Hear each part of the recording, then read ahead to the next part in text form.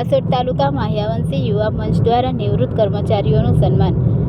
હાસોટ ભરૂચ જિલ્લાના હાસોટ તાલુકા માહ્યાવંશી યુવા મંચના આયોજન હેઠળ તાલુકા મથક હાસોટ ખાતે આવેલ સિનિયર સિટીઝન હોલમાં વિવિધ કેડર સવર્ગના નિવૃત્ત થયેલા કર્મચારીઓનું આન બાન અને શાન સાથે સન્માન સમારંભ યોજાયો હતો.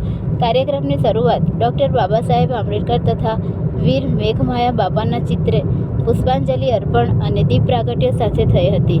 વંદે માતરમના ગાન પછી સમારંભનો શુભારંભ કરવામાં આવ્યો હતો.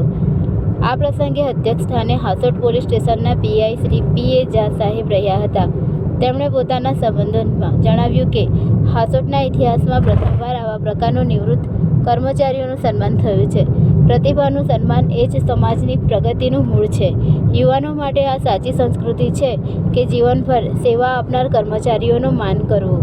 સાથે જ તેમણે સમાજના બાળકોને શિક્ષણ પુસ્તકાલય તરફ વળવા તથા વ્યસન મુક્ત રહેવા વિનંતી કરી હતી.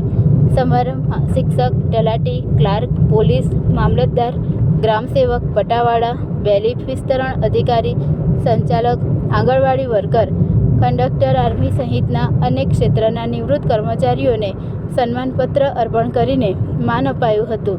નિવૃત્ત કર્મચારી શ્રી નટવરભાઈ પરમારે પોતાના અભિવ્યક્તિમાં કહ્યું કે યુવા એટલે ઉમંગ, ઉર્જા અને ઉદારતા. આ ગુણોથી સમાજને નવી દિશા મળે છે. જ્યાં યુવાનો ઊભા થાય છે ત્યાં ઇતિહાસ લખાય છે. સમારંભના અંતે સૌએ પ્રીતિભોજન લીધું અને કાર્યક્રમનો વિરામ થયો.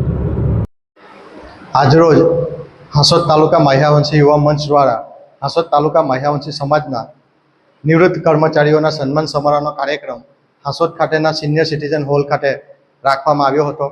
કાર્યક્રમના મુખ્ય અતિથિ તરીકે હાસોટ પોલીસ સ્ટેશનમાં ફરજ બજાવતા એમ.કે. પીએ ઝા સાહેબ પીઆઈ શ્રી ઉપસ્થિત રહ્યા હતા અને પીઆઈ શ્રીએ સમાજના યુવાનોને શિક્ષણ તરફ વળવાના પ્રેરિત કર્યા હતા. સાથે સાથે વડીલોને સૂચન કર્યું હતું કે આપ પણ સમાજના યુવાનોને અસામાજિક પ્રવૃત્તિઓથી દૂર રાખી અને શિક્ષણ તરફ વાળવામાં મદદરૂપ થાય. આ તમામ કાર્યક્રમમાં 70થી વધુ હાસોટ તાલુકાના નિવૃત્ત કર્મચારીઓ માહ્યાવંશી સમાજના ઉપસ્થિત રહ્યા હતા. કાર્યક્રમના અંતે ભોજન લઈ સૌ છૂટા પડ્યા હતા.